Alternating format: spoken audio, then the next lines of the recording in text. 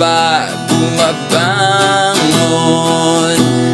Gaya ng puno, hindi pumapalag. Siya naman ang pag-uusapan natin ngayon, Nocturnes. At ang tanong na aking sasagutin ay, masiba pero hindi tumataba. Kagaya ko, Nocturnes, nakita niyo naman yung aking frame, di ba? Payat, mahahaba ang braso at saka binte. Marami akong kumain nung mas bata-bata pa ako. Nakakatatlong cups ako, 3 servings ng kanin, saka ulam, more than 1 serving. Tapos kumakain din ako ng tsokolate. Pero bakit hanggang ngayon ganito pa rin ang aking frame? Ni-research ko to. May kinalaban ba talaga ang genetics sa pagiging mataba o payat na isang tao? Pati yung katamtaman na. Nakita ko, may 3 body types pala na meron sa vocabulary ng mga nag-aaral ng fitness and all. Yung body type ko pala, natin, no, mga kagaya ko dyan nanonood ngayon, ectomorph. Pag sinabi nating ectomorph, payat, yan, nakita nyo naman, di ba, yung parang frame ko. At saka, mabilis mag-burn ng calories. Kaya mabilis din mag-lose ng fat. So, balik tayo dun sa tanong, ito ba talaga ang cause kaya hindi tumataba? Okay, marami rin kasing factors yan. Pwedeng sa body type natin na ganito, madaling makapag-lose ng fat. Pero dapat may pakisamahan din natin dyan nung metabolism. Pag sinabi natin metabolism, it's the sum of all bodily processes like energy absorption, ganun.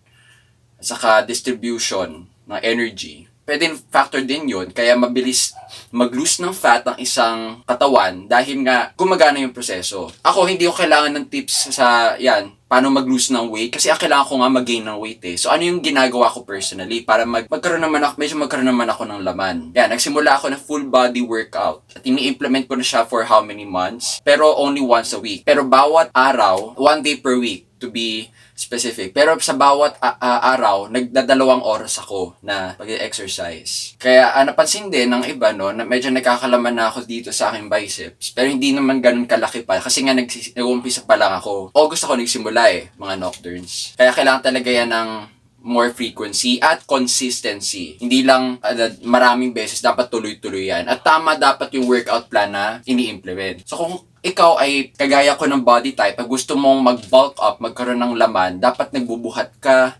Alam ko mahal, pero maganda na makakuha ka ng personal trainer na certified na alam ang ginagawa. Kasi nalaman ko na recently nung nagka-personal trainer ako, may mga computations siyang ginagawa base sa aking chart. Kagaya nung recently, may sinabi siya something about computing kung ilang reps, ilang repetitions sa bawat exercise ang kaya ng katawan ko. Kukunin niya daw yung maximum repetitions at yun yung gagamitin niyang basis sa mga future naming training session. Kung ilan yung papagawa sa aking ganito, let's say squat o deadlift, ilang reps per set. At saka ilang set din siguro, depende nga sa computation niya. Para matrack din yung aking gains. Kung ikaw ay marami din kumain kagaya ko, tapos hindi ka tumataba, ang first step na nire-recommend ko ay full body workout plan. Pero kasama dyan, emphasize ko din na huwag mong sagarin masyado. Kasi nga, kung maradali ka na mag-lose ng fat, mag-burn ng calories, ang nabasa ko somewhere sa marami na akong health articles na encounter pero nakakasundo sila sa isang principle. Pag ectomorph ka, huwag masyadong cardio. Yung mismong running, ganun, limit mo lang. Ako, ang suggestion sa akin, sa bawat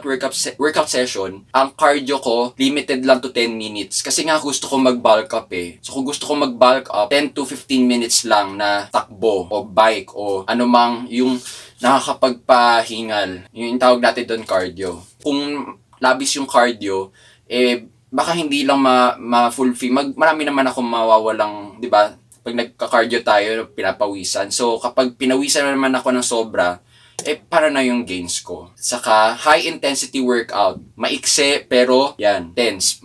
Maikse pero, bigay todo. Yun yung mga ilang suggestions na nabasa ko. In terms of diet din, kung gusto mo talaga tumaba, magkaroon ng weight, okay? Protein, breast chicken, yun yung madalas na sinasabi sa akin. Pero, kung chicken man yung option na tukunin mo, tagalin mo yung skin, kung pwede.